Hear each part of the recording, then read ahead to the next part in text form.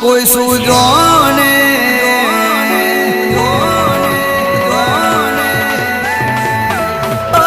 મારી માતાની વાત કોઈ સૂજો ને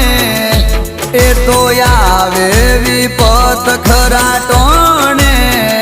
મારી માતાની વાત કોઈ સૂજો ને એ તો આવે વિપત ખરાટો